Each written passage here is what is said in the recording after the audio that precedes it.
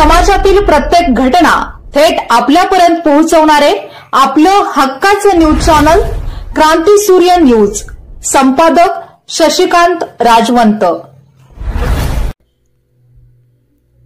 कोणी कितीही अडचण निर्माण केली तरी विजय मिळणारच। सध्या पलूस शहराचा विकासाच्या माध्यमातून चेहरा मोहरा बदलण्याची गरज आहे। पलूसचा प्रारूप आराखडा यावर सरकार योग्य ती पावले उचलणार असून पलूस नगर परिषदेवर राष्ट्रवादी काँग्रेस पार्टी व महायुतीची एकहाती सत्ता आल्यास पलूस शहराचा चेहरा मोहरा बदलून दाखवू। लाडकी बहीण योजनेवरून सरकारवर महाराष्ट्र कर्जबाजारी होणार अशी जोरदार टीका झाली, परंतु लाडकी बहीण योजनेतून सुमारे 2.5 कोटी महिलांना स्वावलंबी बनवण्याचे काम सरकारच्या माध्यमातून अजितदादा पवार यांनी केले, असे मत राष्ट्रवादी काँग्रेस पार्टीचे प्रदेशाध्यक्ष खासदार सुनील तटकरे यांनी व्यक्त केले। ते पलूस येथील नगर परिषद सार्वत्रिक निवडणूक 2025च्या राष्ट्रवादी काँग्रेस पार्टी व महायुतीच्या उमेदवारांच्या जाहीर प्रचार सभेमध्ये बोलत होते।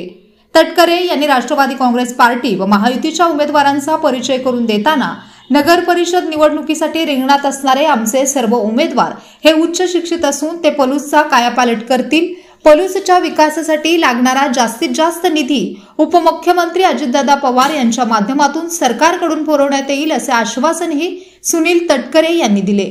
यावेळी बोलताना युवा नेते निलेश येसुगडे म्हणाले की पलूसच्या विकास आराखड्याबाबत खासदार सुनील तटकरे यांना लिस्ट दिली असून पलूसची रखडलेली सर्व कामे पूर्ण करून पलूसकरांच्या स्वप्नातील पलूसचा विकास साधण्याचा आम्ही प्रयत्न करणार आहे।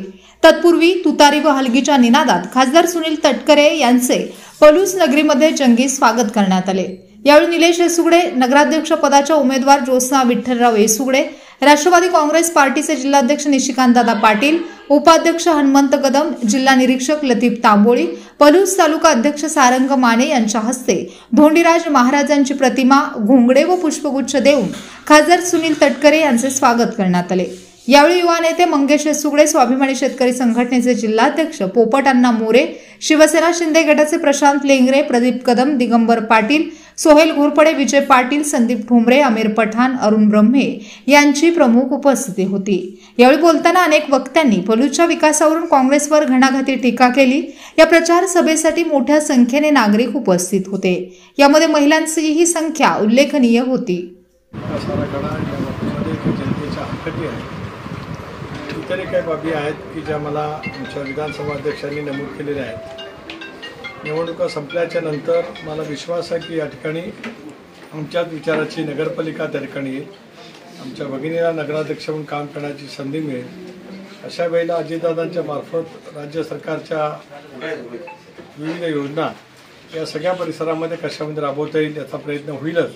पण प्रारूप विकास आराखडा जो या ठिकाणी प्रसिद्ध झालेला आहे या संदर्भातल्या जनतेच्या हरकती लक्षामध्ये ठेवत त्या बाबतीमध्ये सुद्धा योग्य ती पावलं उचलली जातील।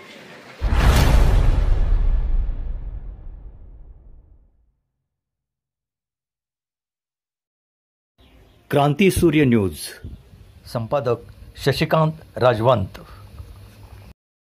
सबस्क्राइब करा,